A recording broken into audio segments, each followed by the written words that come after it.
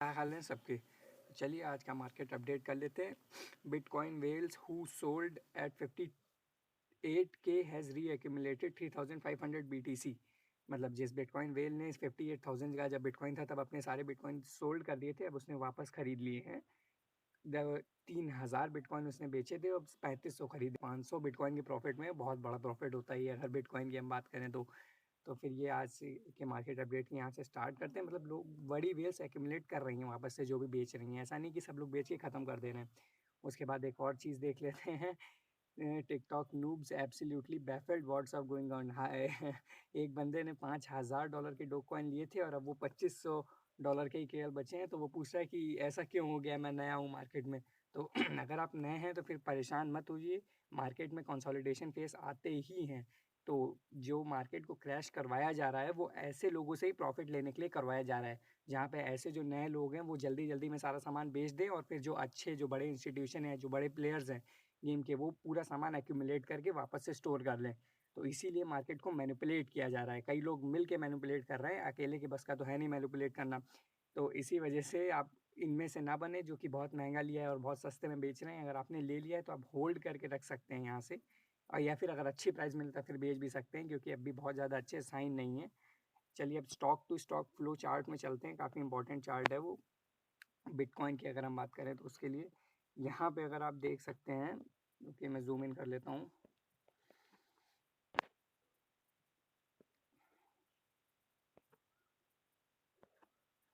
एक सेकेंड।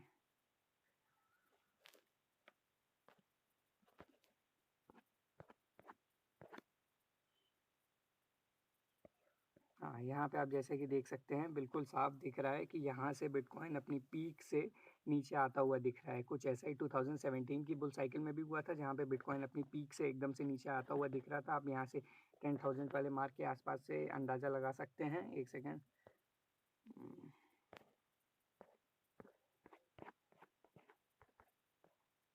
और क्या कहते हैं, यहाँ पे अगर आप देखेंगे क्लोजली, अगर आप देखेंगे तो यहाँ से फिर से एक पीक आती हुई दिख रही है, जहाँ 100K है उसके ठीक नीचे अगर आप देखेंगे तो 64K के करीबन करीब से नीचे एक डिप आती हुई दिख रही है।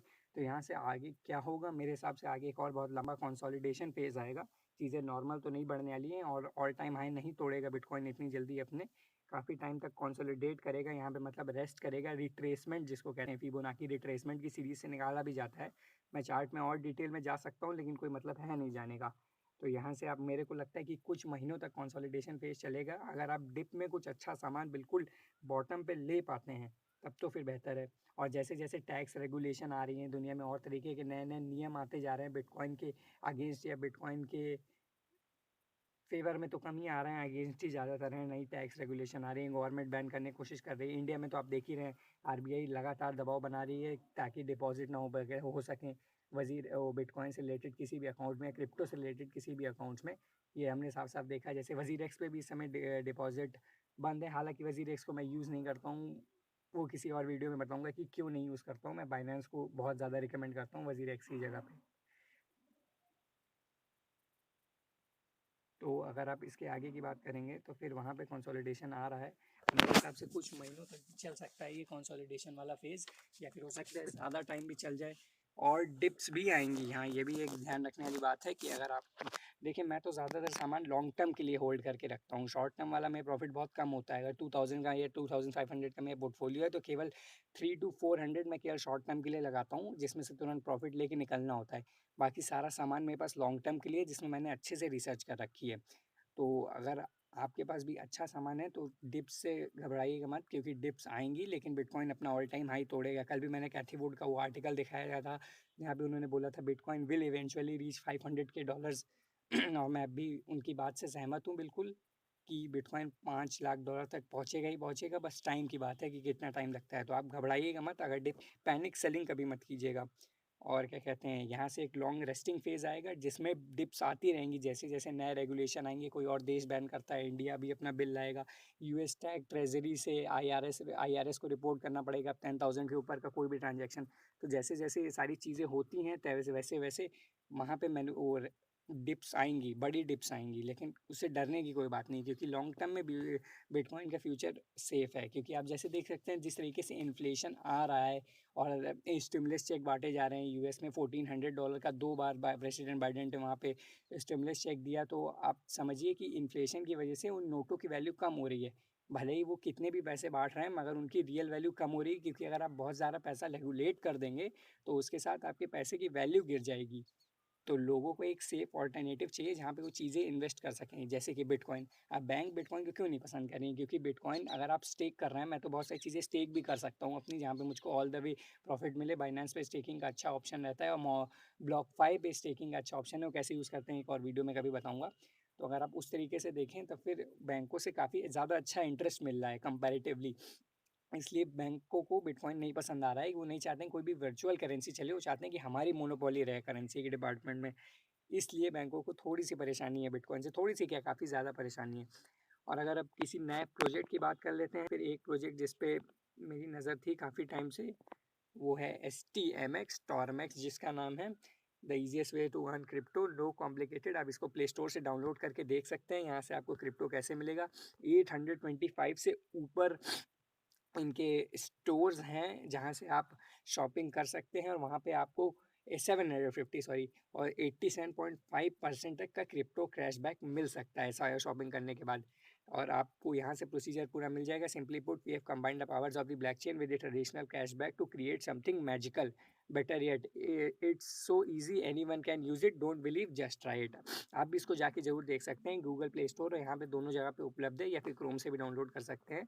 और काफ़ी अच्छे लोग इनके पार्टनर हैं, जैसे आप पार्टनर में देख सकते हैं ट्रस्ट वॉलेट बहुत ही जाना हुआ वॉलेट है, लाइट कॉइन इनका पार्टनर है, और मेकर इनका पार्टनर है। तो आप यहाँ से देख सकते हैं कि कोई ऐसी छोटी कंपनी नहीं है, लाइट कॉइन जैसे इनके बड़े प्लेयर्स पार्टनर हैं इनके।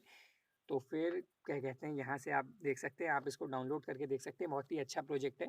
मैंने इसको पहली बार 2.5 सेंट के करीब तक लिया था, और फिर ये उस समय 9 सेंट तक गया था। तब मैं 9 पे तो नहीं बेच पाया था, मैंने 8 पे बेचा था।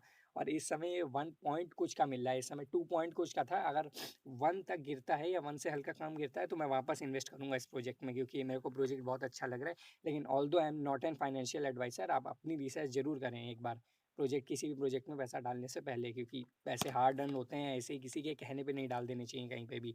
तो ये एक बहुत अच्छा प्रोजेक्ट दिख रहा है। अगर ये 1 सेंट से या फिर 1 सेंट्स के आस-पास भी मिलता है, तो फिर मैं इसको एक्यूमुलेट करता हुआ चलूँगा। अगर 4 महीने का भी रेस्टिंग फ़ेज़ आता है, 5 महीने का भी रेस्टिंग फ़ेज़ आता है, तो जितने भी पैसे मेरे पास बाहर से इकट्ठा होंगे, क्योंकि मैं लॉस में कभी भी कुछ बेचता नहीं हूँ। मैं आपको भी यही एडवाइस दूँगा कि लॉस में कुछ मत बेचिए। और ऑल्दो मेरे पास कोई डायरेक्ट सोर्स ऑफ इनकम नहीं है, फिर भी जितने भी पैसे मेरे पास बाहर से आएँगे, क्रिप्टो को हटा के कोई डायरेक्ट सोर्स ऑफ इनकम नहीं है, क्रिप्टो ये जो है। तो जितने भी पैसे बाहर से आएँगे, उनको मैं धीमे-धीमे ऐसे ही अलग-अलग अच्छे-अच्छे प्रोजेक्ट्स में एक्यूमुलेट करता चलूँगा। जैसे मैंने कल सेफमून के बारे में बताया था, परसों बनी टोकन के बारे में बताया कि बनी टोकन ऑलरेडी मुझको कितना ज़्यादा प्रॉफ़िट दे चुका है। और ऐसे ही और भी जो नए प्रोजेक्ट हैं, उनके बारे में भी हम देखते हुए चलेंगे धीमे-धीमे। और अगर अभी क्रिप्टो करेंसी की बात कर लें कॉइन मार्केट कैप से, तो फिर हालात तो बहुत ज़्यादा अच्छे तो मुझको नहीं दिख रहे हैं। तो मतलब ये बहुत बढ़िया प्रोजेक्ट है। अगर 1 सेंट से इससे नीचे मिलता है, तो सेफ 5x होगा वहाँ से लॉन्ग टर्म में। शॉर्ट टर्म में कुछ नहीं होने वाला है, लेकिन फिर भी मैं ये बात दोहराऊँगा कि आप एक बार अपनी रिसर्च ज़रूर कीजिए किसी भी प्रोजेक्ट में आने से पहले। अगर हम कॉइन मार्केट कैप की बात कर लें, तो फिर